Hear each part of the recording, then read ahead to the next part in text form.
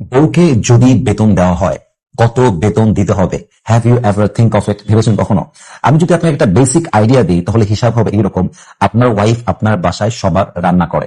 একজন শেফের বেতন সর্বনিম্ন থাকে 15, 20, 10, সেখানে আমি আরো নিম্ন করলাম জাস্ট 5 থেকে 6 হাজার টাকা। আপনার ওয়াইফ জাস্ট রান্না করে তা না, আপনাদের সবার কাপড় চোপড় ধয়, আপনার কাপড় চোপড় ধয়। যদি আপনি হিসাব করেন, কাপড় চোপড় ধোয়ার জন্য আপনি বেতন দিবেন সর্বনিম্ন 2,000 টাকা দিলাম, একদম সর্বনিম্ন, যার নিচে আসা যায় না। শুধু কাপড় চোপড় ধয় না, ঘর ক্লিন করা, বিছানা ঝাড়ু দেওয়া, ওয়াশরুম ধোয়া, পুরো ঘরের ক্লিনের কাজ আপনার ওয়াইফ করে।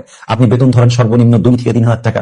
আপনার ওয়াইফ জাস্ট ঘরটা ক্লিন করে তা না, আপনার ওয়াইফ পুরো ঘরটাকে পাহারা দেয়। বলতে গেলে একজন সিকিউরিটি গার্ডের রোল প্লে করে আপনার ওয়াইফ আপনার সংসারে। আবার আপনার ওয়াইফ আপনার সন্তানদেরকে মানুষ করে, আপনার মায়ের খেদমত করে, বাবার খেদমত করে। যদি কখনো কোনো গেস্ট আসে, তার জন্য এক্সট্রা যে কুকিং, এক্সট্রা যে রান্না, এটাও আপনার বউ করে।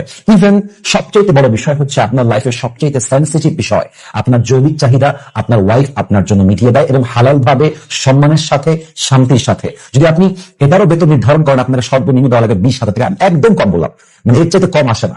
হিসাব করলে দেখা যাবে একজন ওয়াইফ তার কাজের জন্য সর্বনিম্ন স্যালারি পাবে 40 থেকে 50,000 টাকা, যদি হিসাব করা হয়।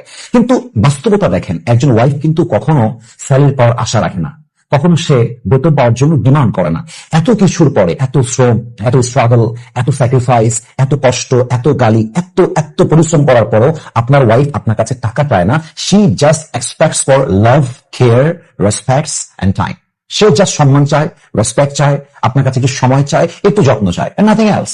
একজন ওয়াইফের কিন্তু আহামরি ডিমান্ড থাকে না। যদি সে আদর্শবান ওয়াইফ হয়, যদি সে চরিত্রবান ওয়াইফ হয়, তার কিন্তু আহামরি ডিমান্ড থাকে না। তার জাস্ট চাওয়া, দিন শেষে আমার স্বামী আমাকে একটু সময় দিবে, একটু ভালোবাসবে, যত্ন করবে, একটু শ্রদ্ধা করে কথা বলবে, দ্যাটস ইট। কিন্তু আমি একজন পুরুষকে সবচেয়ে বড় অধম মনে করি সেই পুরুষকে, যে পুরুষ তার লাইফে একজন আদর্শবান, চরিত্রবান, যত্নশীল নারী পেয়েছে, কিন্তু সে তার বউটাকে মূল্যায়ন করতে পারে না। আমার চোখে তার চাইতে বড় অধম সেকেন্ড আর কেউ হতে পারে না। তবে একটা বিষয় না বললেই নয়, একজন ওয়াইফ জাস্ট যত্নশীল হলেই পুরুষ তাকে ভালোবাসে না।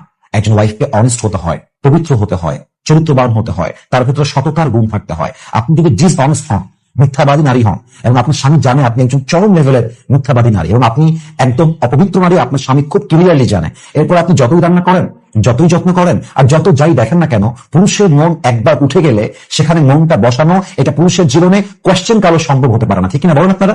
সো মেহেরবানি করে আমি সবাইকে আবদার রাখবো, আমার সামনে যে যুবক ভাইরা আছেন, যারা আমাকে ফেসবুকে শুনবেন, আপনার ওয়াইফ যদি আসলে একজন আদর্শবান ওয়াইফ হয়, যত্নশীল হয়, আপনার ওয়াইফ কিন্তু বেতন চাচ্ছে না, সময় চায়, যত্ন চায়, একটু শ্রদ্ধা চায়, সম্মান চায়, এই এতটুকুই তার ডিমান্ড। এটা দিতে গিয়ে আপনি কখনো কৃপণতা করবেন না। এবং সবাইকে আপনারা রাখবো, মেহেরবানি করে ঘরে যদি সংসারে শান্তি চান, আল্লাহ রহমত চান, একে অপরকে ভ্যালু দেওয়া শেখেন, একে অপরকে যত্ন করা শেখেন। আপনার ওয়াইফ যদি আসলেই ভালো ওয়াইফ হয়, ওকে আগলায় রাখা আপনার জানতে হবে।